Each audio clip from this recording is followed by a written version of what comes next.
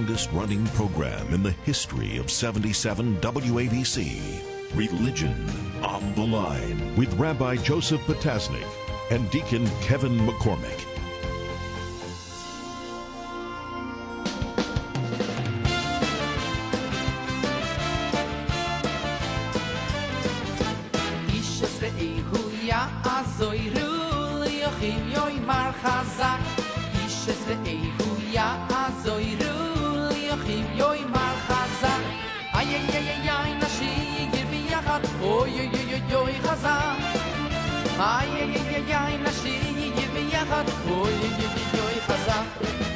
Welcome back. Religion on the Line. I'm Rabbi Joseph Potasnik. I'm Deacon Kevin McCormick. When I went to Yeshiva University, one of with Maimonides. What's that? With Maimonides.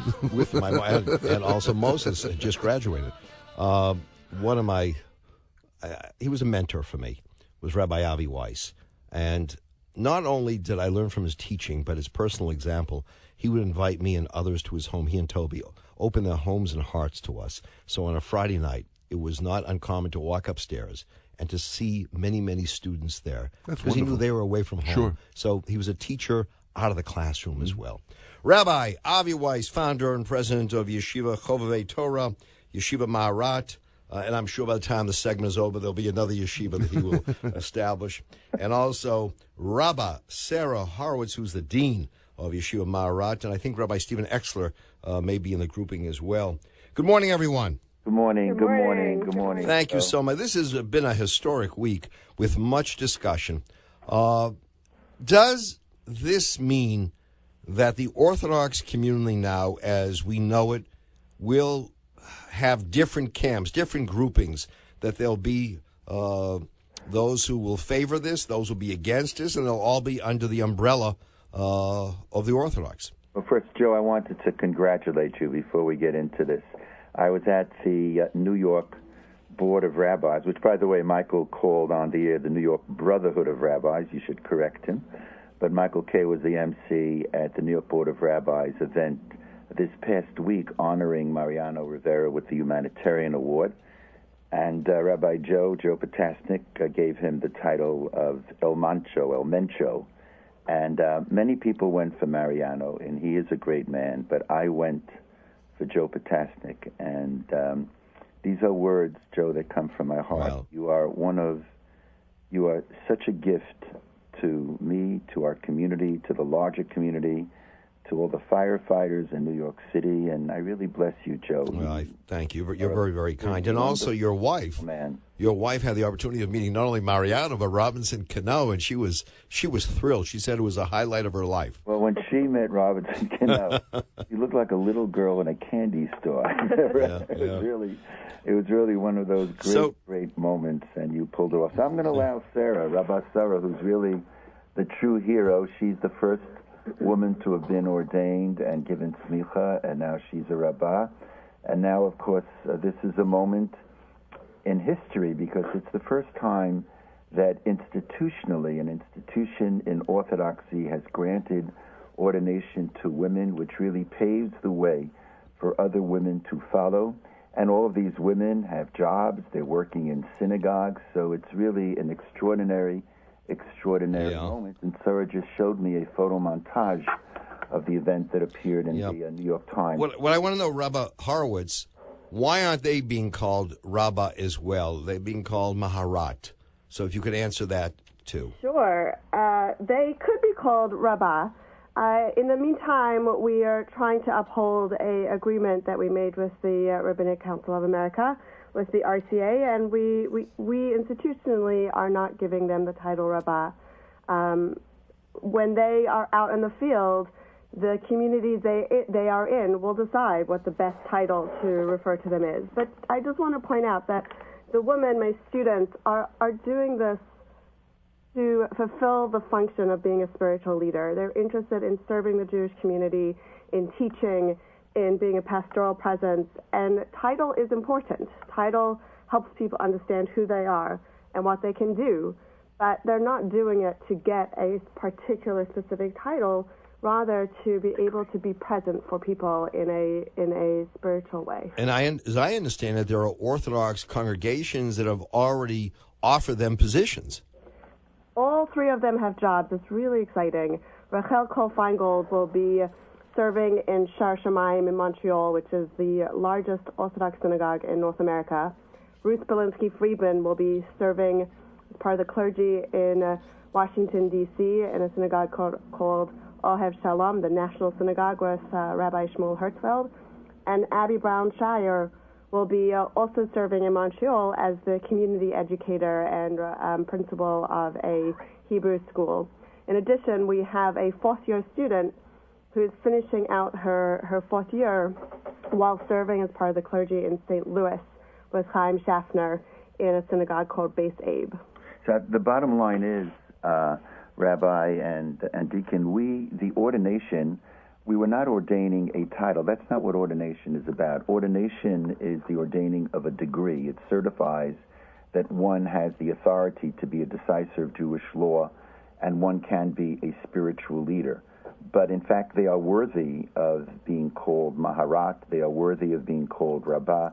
That's a decision that they have to make together with the communities that they are serving.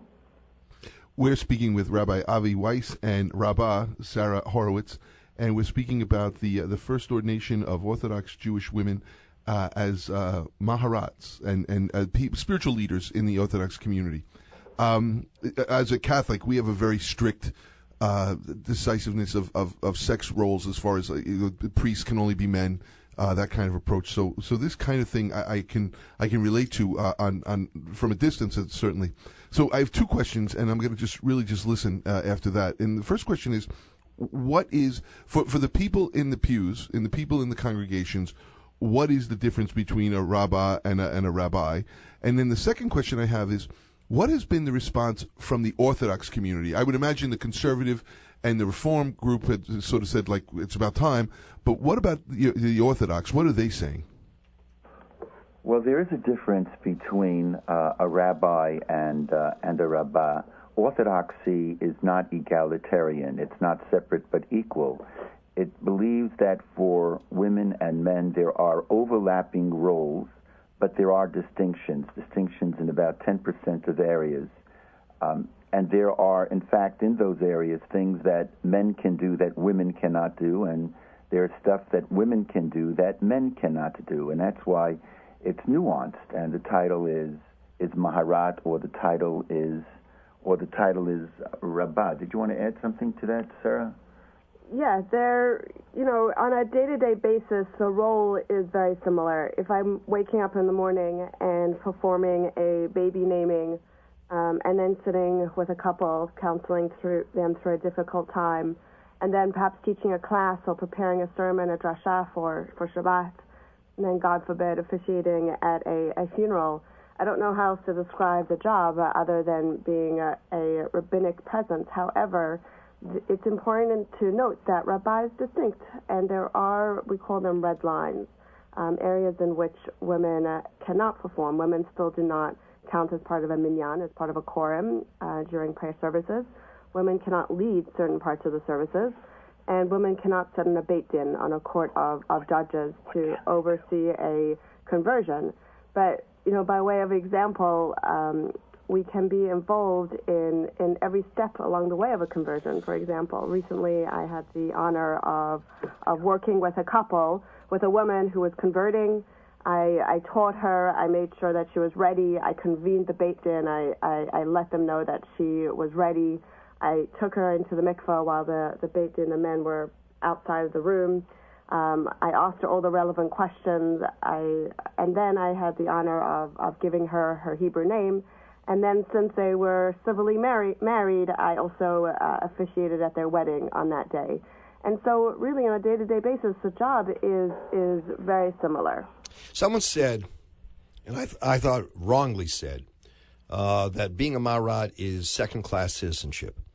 It's a way of trying to get close to being a rabbi, but not being a rabbi. Isn't that a wrong kind of opinion? From my own experience, I feel like I'm functioning as a full member of the clergy. I don't feel like a second-class citizen.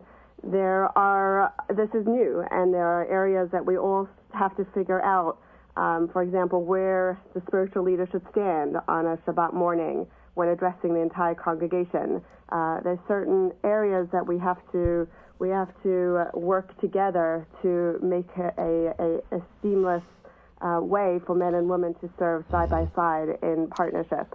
But, this job is so much about relationships. It's so much about building relationships with people. And what I discovered is when you're present, when you're there for people in their greatest moments of joy and in their moments of vulnerability, people begin reaching out to me as their spiritual presence, and gender really becomes irrelevant. Or do you see a kind of a communication, open lines of communication eventually between those who oppose this and those who favor this, or are we going to have a schism here?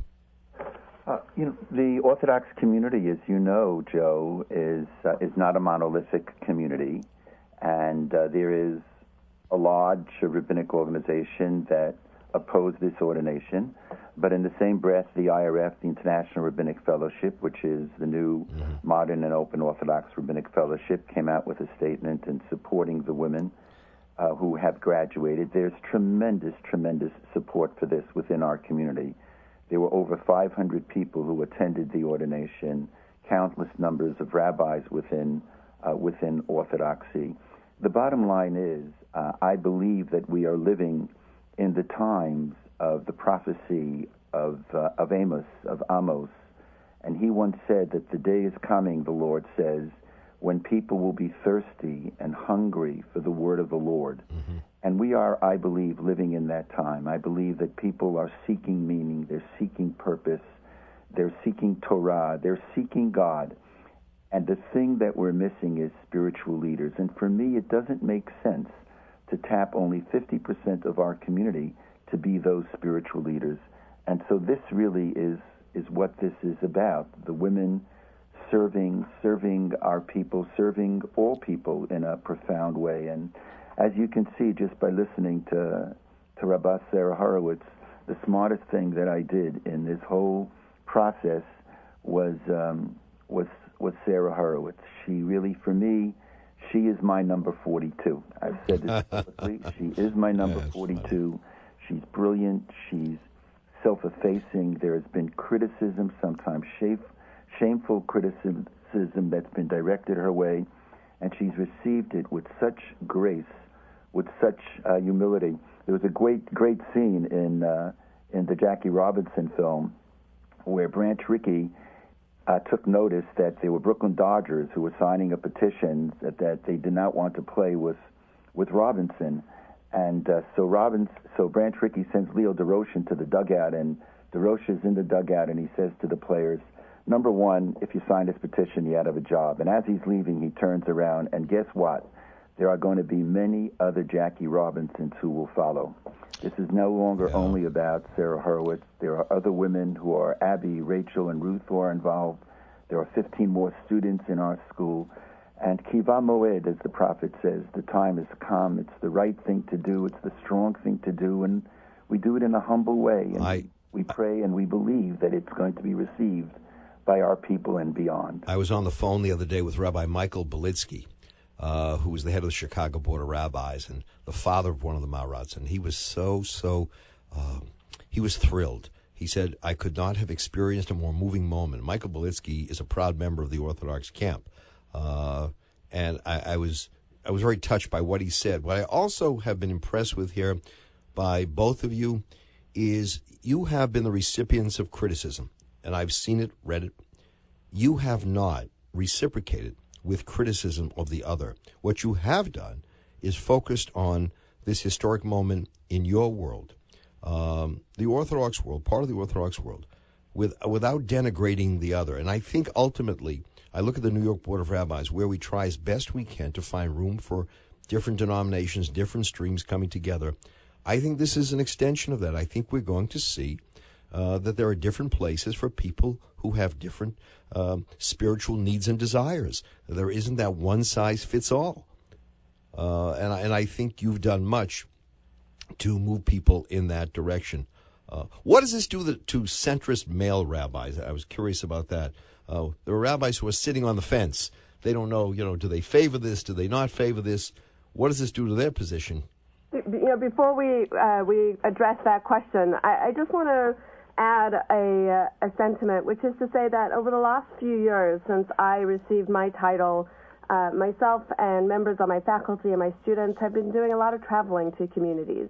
And when we are invited as a scholar in residence, people have questions. People are perhaps a little even skeptical at the beginning. But once they see what female spiritual leadership is and what it isn't, people understand that this is the future of what the Orthodox community looks like.